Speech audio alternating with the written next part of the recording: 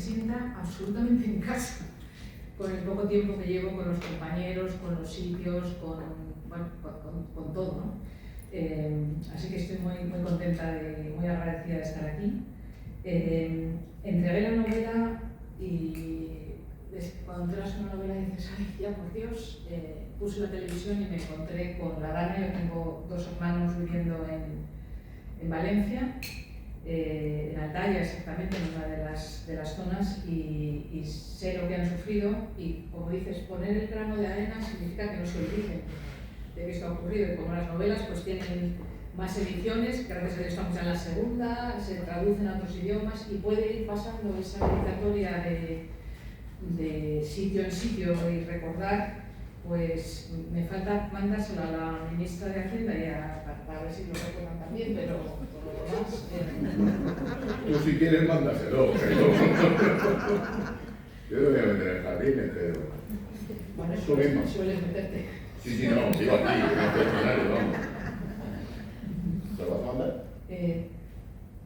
Bueno, yo creo que mejor que lo compro. Llámame loco, pero yo no la veo. En fin, bueno. ¿Hablamos del libro? Hablamos del libro.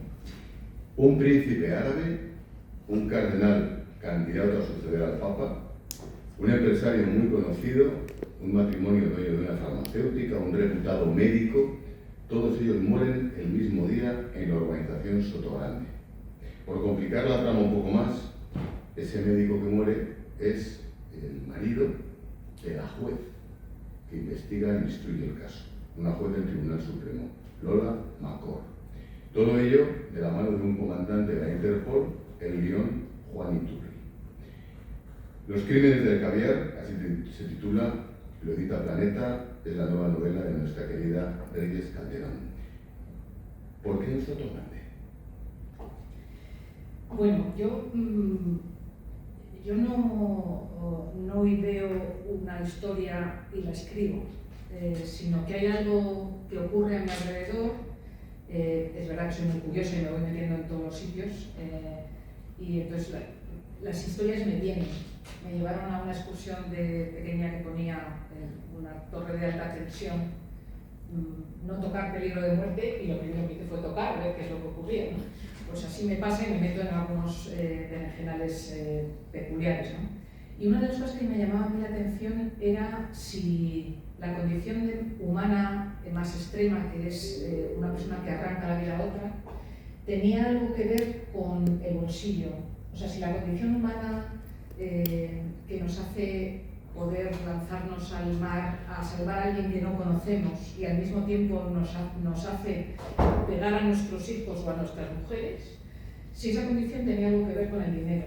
O sea, si había crímenes de ricos y crímenes de pobres. Los crímenes de pobres los conocemos, desafortunadamente, pero no conocemos tanto los crímenes de ricos. Entonces fui a buscar una urbanización donde veranearan, que es la forma más fácil de desarrollarse uno sin tantas ataduras como tenemos en el trabajo, un sitio donde pudiera situar, y esa urbanización está en San Roque, se llama Sotogrande, es un lugar, me consta que lo conoces, es magnífico, delicioso, hay mucha clase media, pero también es un lugar donde veranean muchas élites económicas, sociales, políticas, porque es el lugar más seguro de España y de Europa. Hombre, si nos cuentan los piratas que hay en Gibraltar, que está al lado, pero esa es la cuestión que tiene allí. El sitio, la burbuja más segura de España, está rodeada por el Peñón de Gibraltar a mano derecha, que es donde se blanquea dinero al por mayor. Correcto. Y sin ningún problema. Y a mano izquierda está la entrada por Barbate de las lanchas de narcotráfico, que producen una serie de delincuencias mayores. Y en el medio, el sitio más seguro. Era un lugar que ni si lo hubiéramos escrito a propósito me hubieran dicho que la novela no era verosímil, pero es que existe. Qué bueno.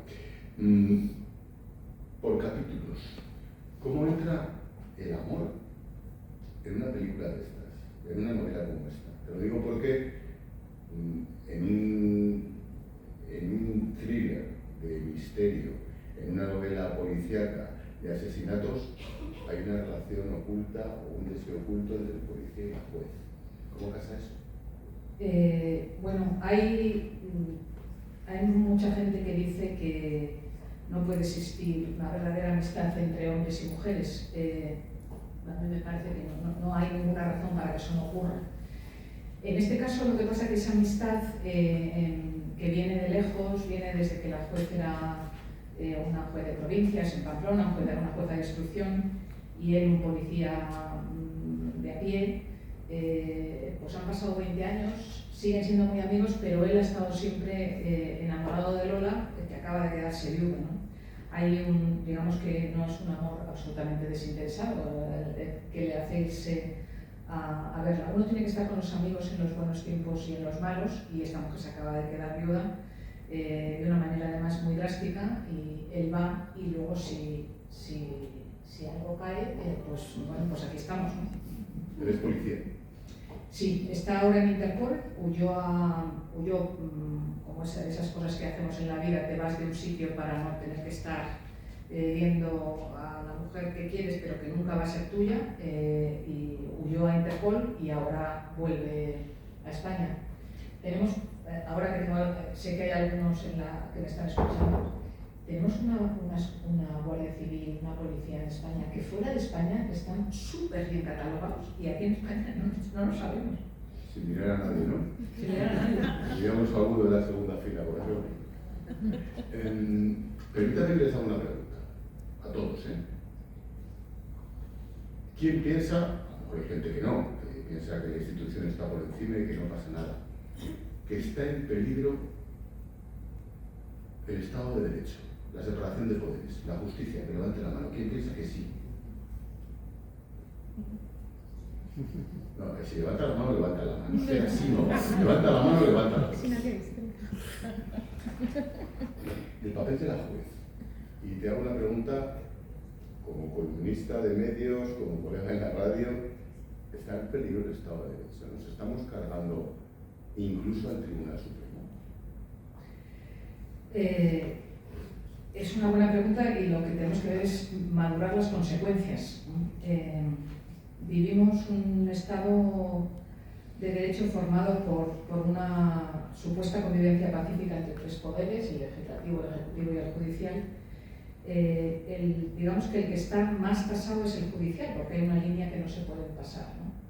Y hay un código moral que ha estado siempre muy presente y que tiene muy presente la juez, ¿no?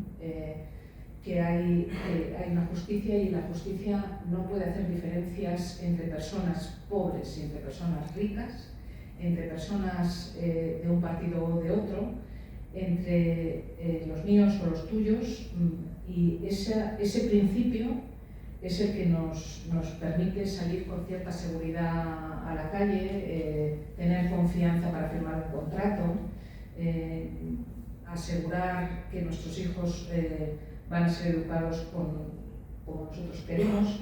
Hay toda una serie de indicadores sociales que dependen de que esos tres poderes se lleven bien.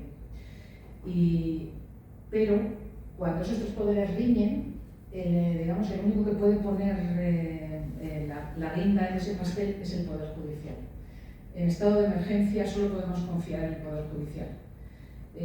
Y si los otros dos poderes aprietan hasta ahogar el Poder Judicial, entonces nos convertiremos en una dictadura. Y las dictaduras tienen problemas que todos conocemos, pero sobre todo tienen el problema que nosotros no lo hemos querido. Y es de la voluntad popular de donde tiene que partir. Yo creo que lo que estamos viendo simplemente es un fraude de ley. Pero de momento podemos protestar poco. Apuntabas en esa línea. Yo en los últimos días, en una opinión personal, y te pregunto la tuya, en los últimos días de las cosas más graves que he oído es cuando el presidente del gobierno dijo: tengo toda mi confianza en el fiscal general, y después del informe de la UCO, más confianza todavía. No lo digo por el fiscal, ni lo digo por el presidente, lo digo por la UCO. Si nos cargamos al Tribunal Supremo de la Justicia y nos cargamos a la Policía Judicial de ese Tribunal Supremo y de esa justicia, nos vamos a la leche. Lo que ayer dando clase a ciberseguridad, bueno, no viene al caso, pero les preguntaba, ¿la inteligencia artificial sabe algo de verdades? Y respondían todos, no. Digo, ¿qué razón tenéis? La inteligencia artificial a lo más que puede llegar es a ser verosímil, pero no tiene verdad en su principio. Ni verdad ni belleza, es una creación humana, pero no. Y el sistema actual no es que estemos en algo verosímil, es que ya ni siquiera somos verosímiles. Entonces, una vez que uno no pasa el algodón de la verdad, pues ya cualquier cosa sirve. Pero cargarse una institución como esa es pasar una línea que apuntabas tú antes, tremendamente peligrosa. Sí, son líneas rojas. Yo, que soy una mujer que me gusta mucho el verde de esperanza, siempre pienso que cuando las cosas se ponen muy mal es para ponerse muy bien. Y de hecho, escribo novelas de crímenes y siempre cuando uno las acaba con una sonrisa, que es lo que debe de ocurrir. Yo creo que yo tengo mucha fe en la sociedad civil, en la conciencia pública, pues mucho más que la inteligencia artificial, faltaría más. Y estoy segura de que dentro del péndulo de la historia, porque hemos vivido eso muchas veces, volveremos pronto a su sitio. Yo creo que lo que no debemos olvidarnos, estamos en una universidad, lo que no debemos olvidarnos es el valor de la verdad, del valor de la belleza, del valor de la compasión. Sin eso dejaremos de ser humanos, pero teniendo eso, yo creo que siempre saldremos vencedores, ¿no? Hemos hablado de los jueces, hemos hablado de las fuerzas de seguridad. Personaje fundamental en la novela, un cardenal candidato a suceder al Papa que también muere en esa matanza, en estos asesinatos. ¿Hay una iglesia para ricos y otra iglesia para pobres? Bueno, yo creo que hay una iglesia, que es la Iglesia de Jesucristo. Jesucristo nació pobre. Este Papa que tenemos, el Papa Bergoglio, escogió llamarse Francisco, pudiendo haber escogido cualquier nombre. De los pocos que tienen la ocasión de llamarse dos veces, pues escogió voluntariamente Francisco de Asís, que es el patrón de la pobreza. A mí me encanta Asís, es un sitio delicioso. El patrón de la pobreza, porque nos está diciendo desde el principio, esta iglesia tiene que estar en la salida hacia los más vulnerables, hacia los más pobres.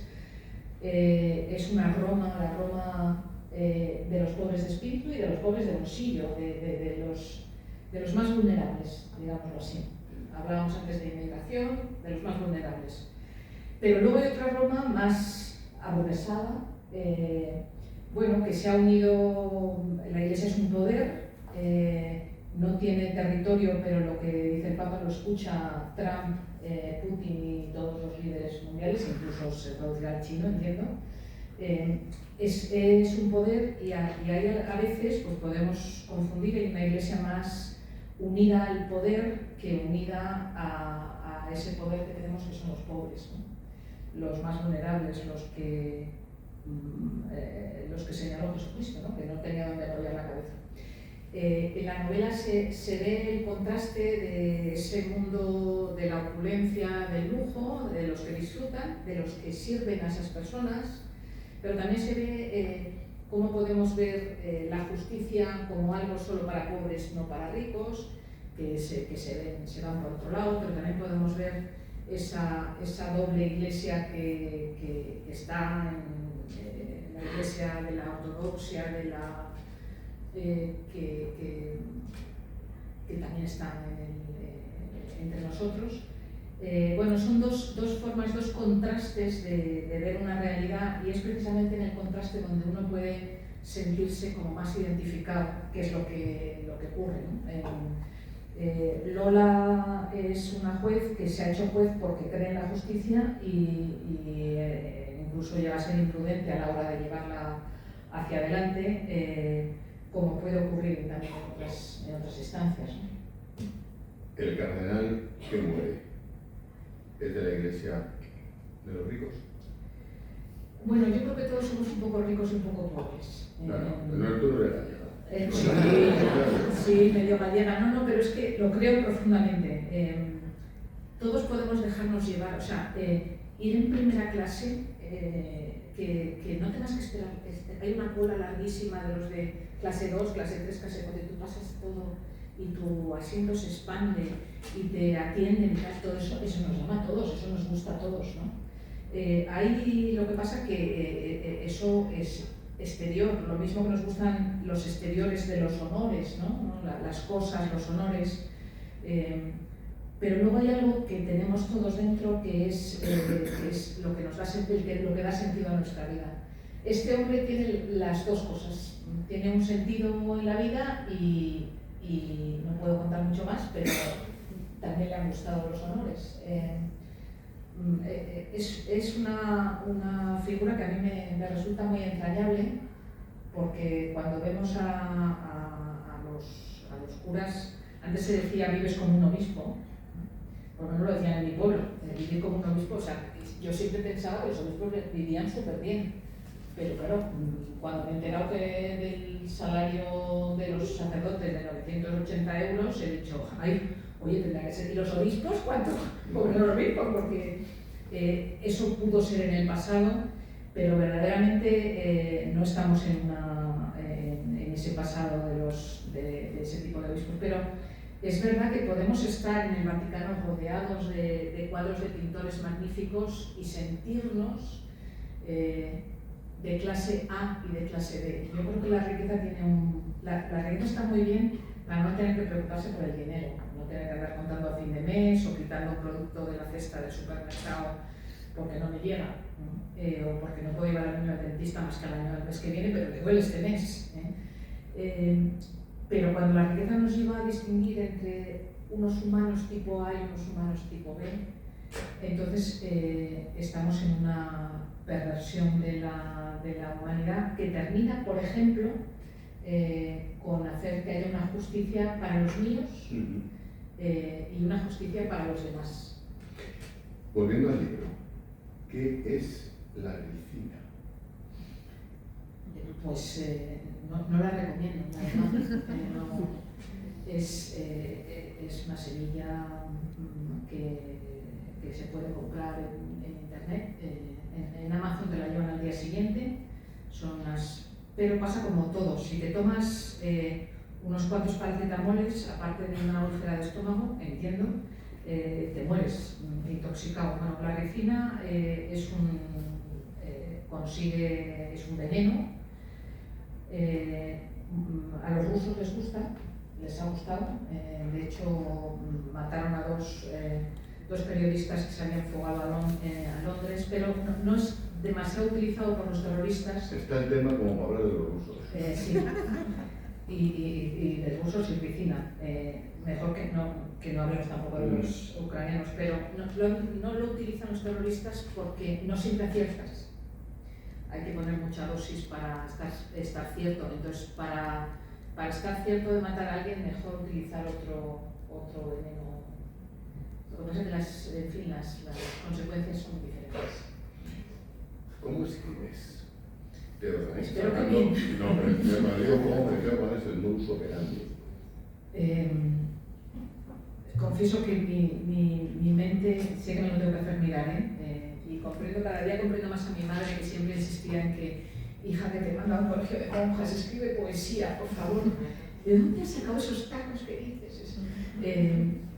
Me lo tengo que hacer mirar, pero en mi cabeza los personajes fluyen con una facilidad y con una familiaridad que yo los puedo hablar cuando estoy sola con ellos con toda tranquilidad.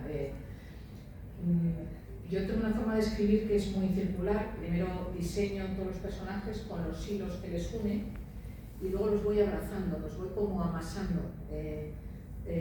Es como a los estudiantes, que al final lo que hacemos en la universidad es forjar un carácter, un carácter como ingeniero, un carácter como, pero sobre todo un carácter de persona, como ser humano, y eso se hace de una manera circular, vas tocando y vas cerrando cada vez más el círculo hasta que llega ya la esencia. ¿Cómo hacer eso? Pues tiene un poco de ingeniería, mi mente desde luego dibuja árboles de decisión y demás, y luego tiene un poco de caos artístico. Entrar en mi cubículo, en mi despacho, es entrar en una jauría, pero yo lo encuentro muy ordenado.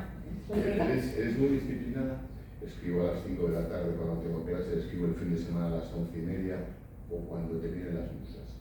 No, yo las musas no las puedo esperar porque tengo muchas cosas que hacer, ¿no? Pero afortunadamente no puedo, pero sí que tengo una facilidad, casi es un don que me ha dado Dios, no tengo nada, simplemente lo aprovecho.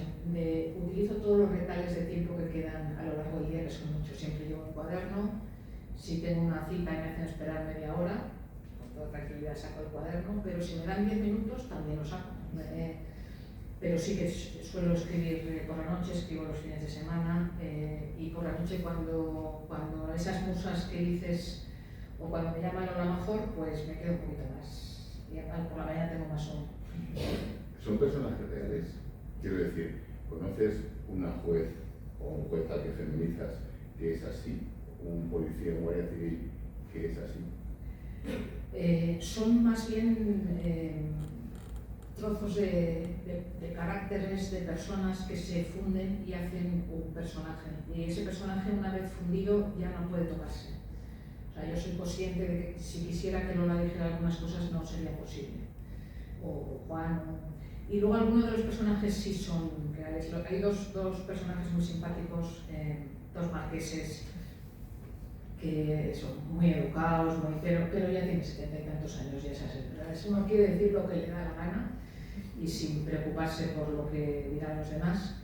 Y esos dos corresponden a personas que conozco, también retazos de personas. He disfrutado mucho en Sotogrande observando, mirando, escuchando, llamándome la atención muchas cosas y llamándome la atención muy poco otras que esperaba.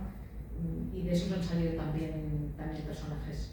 Pero sí, o sea, recuerdo un juez que ya no es tan juez, que había quedado conmigo, Baltasar Garzón, que me citaron en su despacho, me senté allí. ¿Pero te citó en calidad de qué? De novelista, que iba a hablar conmigo, pues allí me senté. Pero lo más curioso es que, o sea, me dejaron ahí 3/4 de hora, rodeada de expedientes, en papel, en montañas, y digo, echar un vistazo hacia... no lo hice no te hace porque... falta, la mayor fuente de los periodistas en la Audiencia Nacional en aquellas épocas era la Cogazón. Yo lo puedo asegurar, salía al despacho a contar. Sí, no, pero... Fuentes jurídicas, que no las puede, o no, Manolo. Bueno, había un restaurante que ahora ya no está en la calle del Cid, donde solían comer, que si te sentabas allí a tomar el plato del día, salías con la crónica hecha del día siguiente. Pero sí, porque bajaba toda la calle que luego bajaba. Íbamos allí, íbamos porque yo también iba allí a curiosear, ¿no? Pero en ese sitio, en la Audiencia Nacional, que es un sitio muy peculiar, estás en ese despacho, pasas al de al lado, el juez es calvo, bastante calvo, que lleva otro tipo de cosas, y son unos prototipos muy curiosos, muy distintos yo tengo una hermana juez, muy distintos del perfil que yo tenía de jueces, cada uno de su padre y de su madre, pero para mí los buenos jueces, que son los que nos salen en los periódicos, son los que verdaderamente creen en la justicia, de los que no puedes hablar porque no sabes ni que existen, ¿no? Esos son, desde mi punto de vista, el pata negra que tú dirías. Volviendo al género de la novela policíaca o de intriga o de sucesos, hablábamos antes con las editoras, decía, el público suele ser conservador últimamente, pero ya va por la segunda edición. ¿Por qué gustan los muertos, los crímenes, las intrigas? Bueno, yo mato muy suavemente. ¿Lo he dicho así? Mato bien, porque eso me dice Dicho así también, pero... el policía de Pamplona, que antes le contaba las historias y me decía siempre: Así no se mata. no, vuelve. Y ya la última vez me hizo un piropo de esos cada vez vas matando mejor. Bueno, te lo agradezco infinitamente. Yo mato bien, pero con muy poca sangre. A mí no me interesa regodearme nada de las escenas de los crímenes, pero lo que me interesa fundamentalmente es la condición humana. Esa condición humana en la que todos nos podemos sentir reflejados, ¿no? Yo creo que si hay un lazo que une a Lola o a Jaime o a los personajes de esta novela o de otras con la gente, es que uno se refleja en esas personas, entiende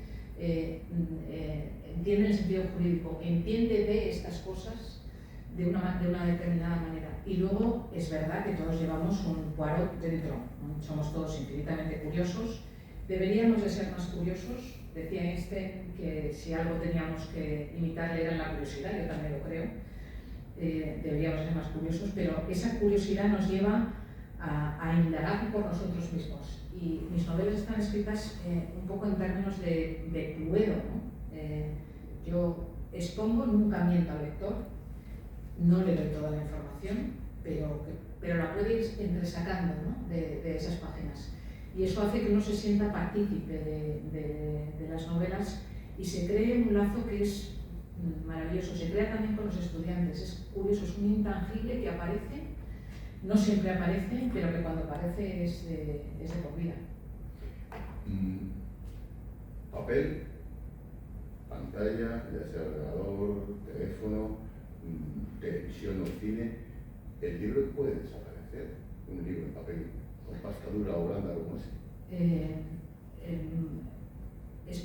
La verdad es que no sabría decir porque la bola de cristal no la he traído, pero espero que no.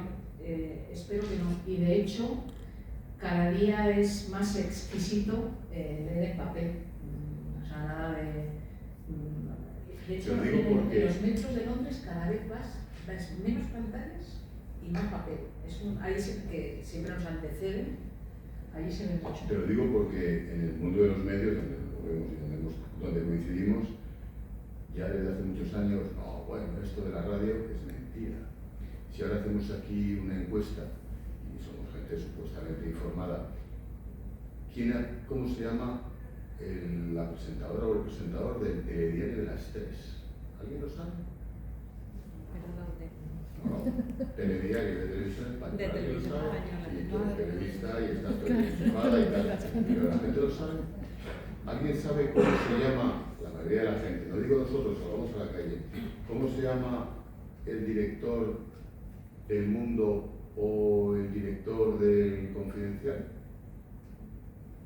A que si preguntamos cómo se llama a quien oyes de la radio que oigas, sea los deportes o un programa general, a que sí lo sabemos. Luego la radio no va a desaparecer, claro, llevarlo para casa. Pero es que con el papel pasa algo parecido. Es verdad que los periódicos en papel tienen el futuro que tienen, pero es muy distinto el futuro del periódico en papel que el del libro en papel. Yo sigo escribiendo a mano. Cuando ya llevo 2 versiones, o a veces 3. ¿Quién te lo pasa? No, lo dicto. Se lo dicto y luego ya corrijo pero escribo a mano porque el bolígrafo sigue mi ritmo y el ordenador no. Yo tendría un problema en escribir a mano porque como no me entiendo la letra. Sí, yo es que cada vez escribo más rápido. No, yo cada vez escribo peor. Pero tú haces unos dibujitos redondos así muy monos. Sí, pero eso forma parte de la locura de mientras piensas otras cosas hago moléculas. Yo creo que en el futuro Sotogrande que exista, como se llame, será la organización más lujosa del mundo, será un sitio donde no haya ningún tipo de conexión, ni internet, ni pantallas, ni nada. Eso es un deseo que no se va a poder hacer. Pues yo creo que existirá, porque podrán darse el lujo de no tener que estar conectados. Los demás no vamos a poder tener ese lujo. Pero mientras, desconectarse con un papel en la mano es una maravilla. Cuando estás acaba de salir la novela, segunda edición, ya estás en promoción, ya estás pensando en la siguiente porque llevas unas cuantas. Sí, bueno. ¿Esta es la octava, décima? Luego decir. duodécima, pero de la saga, La octava. la octava. ¿Ya estás pensando en la siguiente? Bueno, cuando esto aparece, lleva muchos meses produciéndose.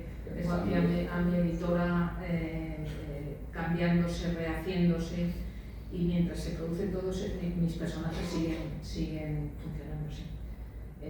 Ya están aquí.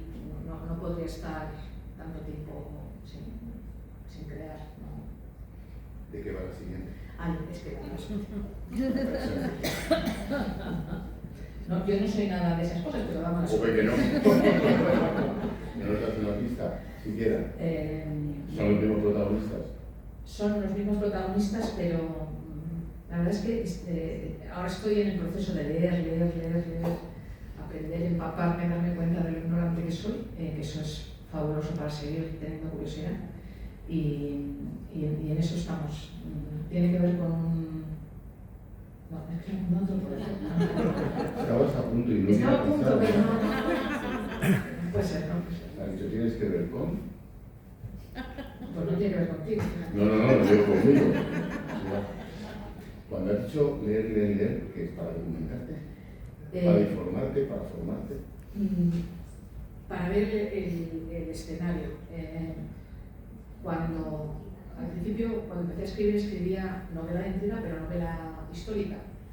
Entonces, pues tenía que leerme un libro de cocina sobre la época. Claro. ¿Qué comían entonces? Pues a lo mejor solo tenía dos párrafos de comida, pero tenía que saber qué comían.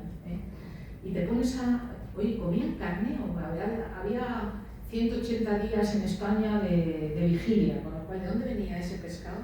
Porque claro, los pobres tendrían que ser salados. ¿De dónde venía? Entonces empiezas ya a hacer el escenario, y ese escenario te lleva a meterte en el papel, en esa cultura, evitar ese sesgo que tenemos todos de la retrospección, y te hace que la verosimilitud que pide desde luego el lector.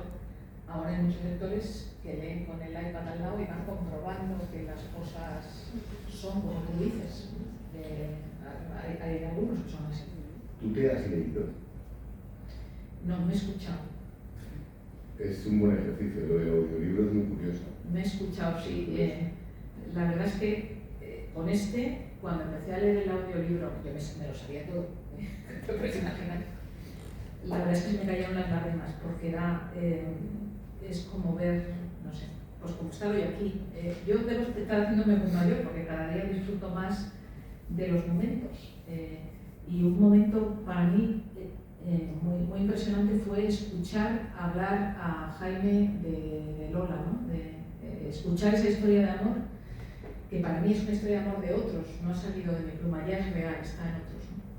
Fue un momento muy emocionante. Es que el fenómeno de los audiolibros es una experiencia absolutamente fantástica. O sea, yo entiendo las personas ciegas o quien lo tengan que oír por necesidad, es un sistema habitual, pero los que tenemos la suerte de ver, escucharlo, es maravilloso. Sí. Es un experimento maravilloso. ¿Cómo mides el éxito? ¿Por ejemplares? ¿Por facturación con esta gente del planeta? ¿Por cuánta gente te comenta, te dice, he leído Bueno, el éxito tiene que ver mucho con tu trabajo y gran parte o casi todo con otros. Yo lo de las redes sociales no es lo mío, la verdad, pero bueno, alguien en redes sociales dice no sé qué, y entonces de repente un libro que había pasado desapercibido pasa a ser un bestseller, y luego libros buenísimos que lees y resulta que no los ha leído nadie. Bueno, yo creo que en mi caso el éxito es que sigo escribiendo, que sigo publicando, y me emociona.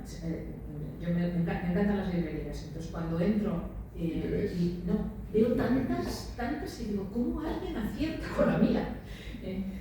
Bueno, siempre que entro en una librería como el mío sin derecho, ¿no? Para que todo el mundo lo vea, pero entiendo que lo haremos todos los escritores. Pero es emocionante poder seguir haciéndolo, poder seguir creando, poder seguir compartiendo, poder seguir sintiendo con otros. Hemos hablado de distintos personajes, hemos hablado del libro y del asesino. Lo digo porque tienes una hermana juez, tienes amigos, miembros de la fuerza de seguridad, tienes amigos religiosos, curas, obispos, no lo sé, que puedes imaginarte cuando menos ese mundo. Pero no creo que tengan muchos amigos asesinos. ¿Cómo fabricas? Oye, a lo mejor sí, como eres tan... Sí, no, ya extraña. la verdad es que los primeros párrafos que me han costado más en mi vida ha sido escribir como un asesino en serie en primera persona. Eso sí que ha sido meterte en el papel. Leo mucha criminalística, mucha criminología. He conocido a alguno personalmente, no de los que están en la cárcel, sino de los otros, que todavía se me ponen los pelos de punta. He ido a la cárcel.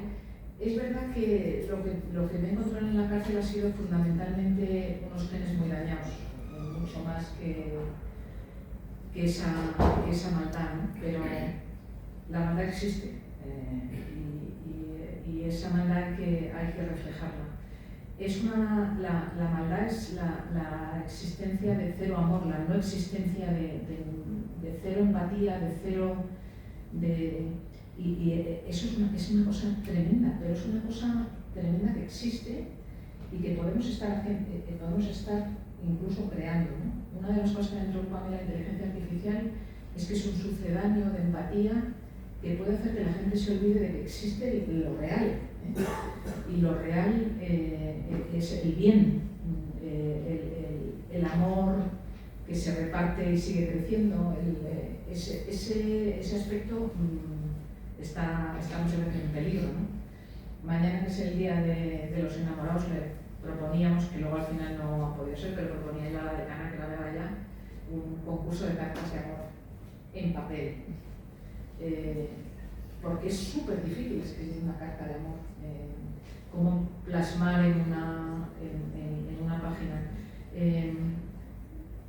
Dice la policía, y es verdad, dice todos los libros, que decir la verdad o que te salga el amor del corazón es algo espontáneo, mientras que mentir requiere una recapitulación de lo que vas a decir, que no te pille, y eso se nota en los gestos, se nota en la mirada, se nota en muchas cosas, pero se nota sobre todo en esa frialdad que yo he podido percibir en algunos, concretamente en un asesino confeso, donde los demás tienen, o sea, el peso o el valor de la vida humana es nula, pero es que en Caracas el muerto está a $5, se lo cargas a cualquiera. Estamos en un mundo en que la vida humana vale muy poco, ¿no? Con lo cual, aquí estamos en Occidente, pero hablábamos antes de Cayucos, estábamos hablando, la vida humana tiene un valor en sociedades ricas como la nuestra diferente. Fíjate, hablando de lo que vale la vida humana, yo estaba leyendo estas últimas horas, estaba leyendo el éxito que dicen que se va a apuntar Putin con la negociación con Donald Trump, que lo va a vender como una victoria y tal. Los servicios de inteligencia británicos hablan de más de 300.000 rusos muertos. ¿Éxito de Putin? 300.000 rusos muertos, que poco vale la vida de un ruso, ¿no? Al menos para Putin. Al menos, el tema es que al menos para Putin, ¿verdad? porque sus familias y las familias que han dejado las viudas, ciudadanos tipo A, ciudadanos tipo B. Hemos empezado, como digo, hablando de los buenos, juez del poli, de los asesinados. ¿Qué me puedes contar del asesino en sí? Sin desvelar, imagino que no vas a decir quién es. Tampoco te puedo decir eso. No. Es una pena, porque además esta novela mantiene muy hasta el final. ¿Pero lo acabas sabiendo? Sí. Vale. Sí, claro, no, puede ser para la siguiente. Sí, no, sí.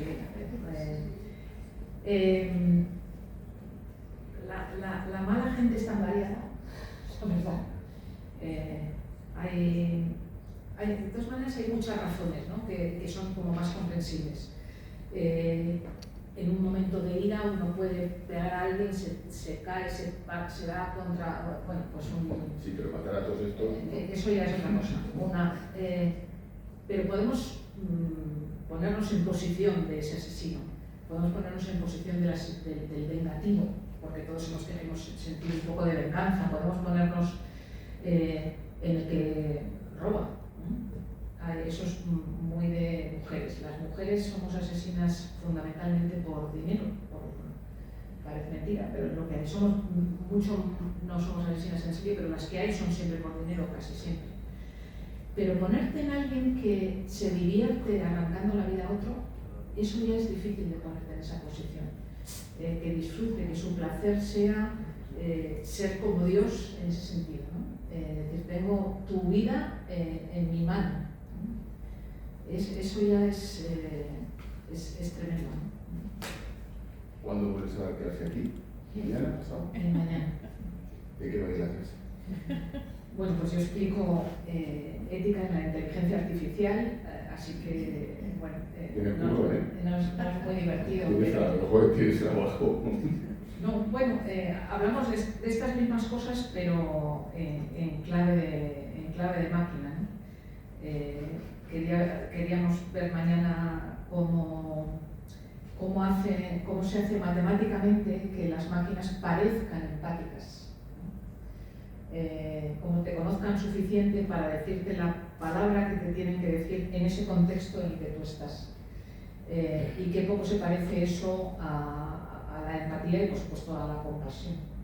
Es un tema... A mí me pareció apasionante, ya sé que no tengo que hacer nada también. No, he conocido antes a que puede quedar contabilidad.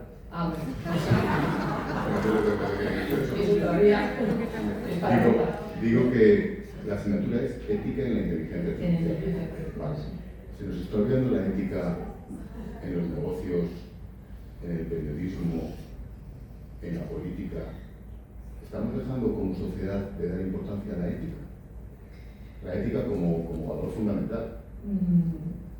Yo les digo a mis alumnos que yo aprendo mucho más de ellos que ellos de mí, pero como poco que aprenden siempre les digo, sé que lo que digo no es correcto, pero la ética es una ciencia de la acción, y cuando actuamos éticamente nos hacemos más personas, y cuando decidimos voluntariamente no hacerlo, nos hacemos menos personas. Yo sé que uno es persona y ya, pero es verdad que habiendo dejado la ética de lado, nuestra condición humana cada vez es menos consistente, somos menos personas, nos hacemos, de hecho, un asesino en serie es un animal, ¿no? Persona, pero fundamentalmente es un animal. De hecho, lo decimos así, que se comportan como animales, porque ya hemos perdido nuestra condición humana. Entonces, entre la era tecnológica y la era que estamos viviendo, pues nos vamos haciendo menos personas porque olvidamos que de nuestras acciones se construye nuestro carácter, y de cómo construimos una cosa u otra hacemos nuestra sociedad.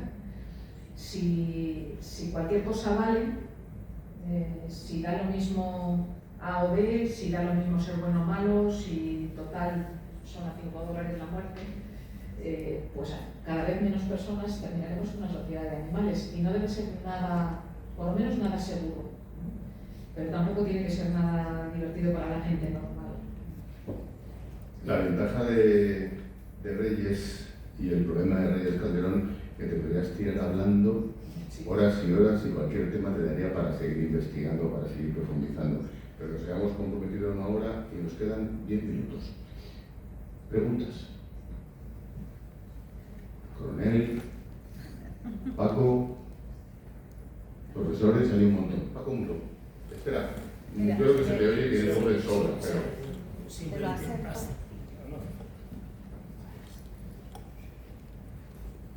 Pensando no solo en la novela, sino en lo que estamos viviendo ahora, ¿hasta dónde y hasta cuándo protege el poder? ¿Hasta dónde? ¿Qué poder?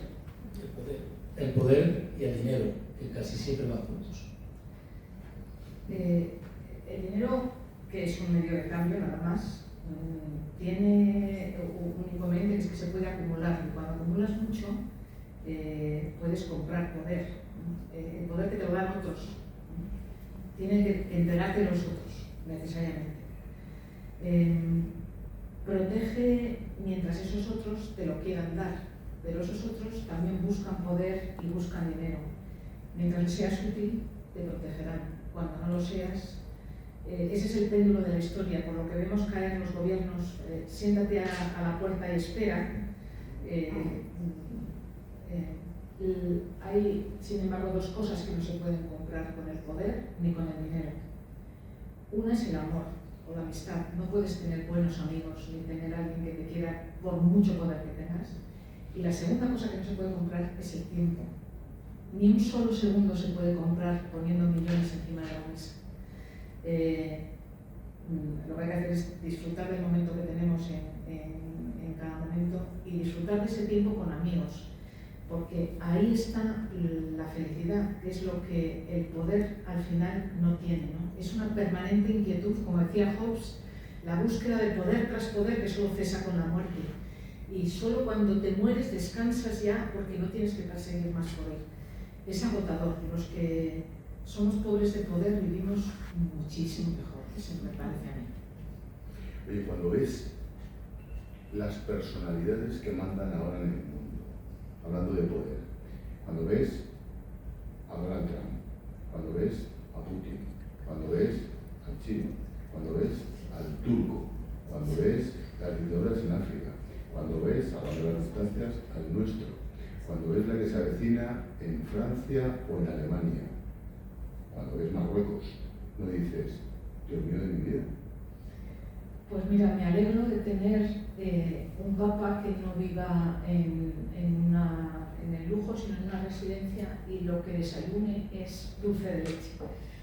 Luego me cuentan que no hace ni puñetero caso a los médicos. Eso ya no lo sé, pero yo que medio soborné al secretario de los papas anteriores con queso Idiazábal. Muy bien, la profesora de ética. Les mandaba turrón en Navidad y queso Idiazábal porque sabía que al secretario le gustaba mucho y me contaban las cosas, pero desde que ya no tiene el secretario aquí ya no estoy informada, solo sé lo de dulce de leche. Pero es muy importante que estamos en una universidad católica, que los cristianos seamos ese punto de diferencia que hace que uno pueda pensarse pues que el amor sigue existiendo, que la buena gente sigue existiendo, no solo entre católicos obviamente, pero bueno, que tengamos a alguien que nos vaya llamando la atención no está de más. Es muy curioso, porque eso que has dicho de los cristianos, claro, yo trabajo donde trabajo y tú también, pero claro, cuando uno piensa en lo que está pasando con los inmigrantes en Estados Unidos y ves a Donald Trump hablar de Dios o salir de misa, dices, no sé, a mí hay algo aquí que no me encaja, ¿no? Pero cuando piensas eso y cuando piensas que ese mismo sale de misa y quiere montar un marinador a lo bestia en la franja de Gaza y echar a 2 millones y pico de personas, no sé muy bien a dónde, una de dos, o no has escuchado lo que ha dicho el cura en misa, o te estás equivocando. Bueno, ya sabes que el caviar que se daba a los dioses, aparte de ser afrodisíaco, según decían, se les entregaba a los dioses en la antigüedad, tiene muchos sucedáneos, ¿no? Y la religión también. El tildarse de no tiene que ver con pensar que el otro es tan digno como tú. Yo creo que al final vamos a llegar a una cosa tan básica como que ese que tienes ahí, vista como vista, tenga lo que tenga, es idéntico a ti. Desde el punto de vista cristiano, Dios le quiere tanto como a ti. Vista como vista, tenga lo que tenga, venga de donde venga, esté en Chicago, ¿no? Claro, eso, ese punto de contraste frente al marinador, la verdad es que es un punto de contraste. Necesitaríamos algunos más, pero la clave es la dignidad. Yo creo que sí, que está en que no hay ciudadanos de clase A y de clase B, o no deberían existir más que en los aviones, ¿no? Coronel. Reyes, uno de los protagonistas de tu libro es un policía. Para una novela vale, pero en la vida real nunca un policía actúa solo, siempre forma parte de un equipo. y los éxitos de uno los personaliza uno, pero sin un equipo no es posible. ¿No has pensado en otra novela, igual te estoy dando una idea, arropar a tu protagonista de un equipo de trabajo? Pues la verdad es que, gracias Manolo, lo he pensado muchas veces, pero me siento un poco insegura porque no conozco, a mí me gusta escribir con bastante precisión. Pues que te lo cuente. No, con este señor que me ha enseñado la mitad de lo que sé yo de la Guardia Civil y del antiterrorismo, me lo ha enseñado. Perdóname, ¿puedo decir quién es? Yo creo que los que están detrás de espaldas, muchos me conocerán. Es el coronel Manuel Corbí, jefe de la UCO hasta hace unos años, y uno de los, si me permiten, de los grandes líderes, junto con el coronel Diego de los Cobos y muchos otros, de la lucha contra ETA en los peores años de ETA. Cierro paréntesis. Y para mí...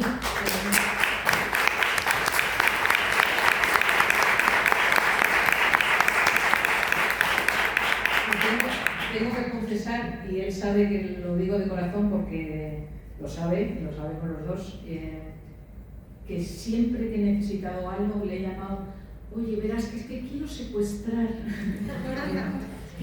a una persona, pero como vivo en Pamplona me da miedo que los de ETA me peguen a mí, que ya me echaron huevos en mi casa y demás. ¿Te importa presentarme a alguien, va a secuestrar a alguien en Francia? Pues llama, me manda a París, me busca, o sea, no puedo tener a alguien... Con más fuentes. No con más fuentes, con más amabilidad, que llama, que se preocupa por una señora que se dedica a escribir novelas, que es una pesada,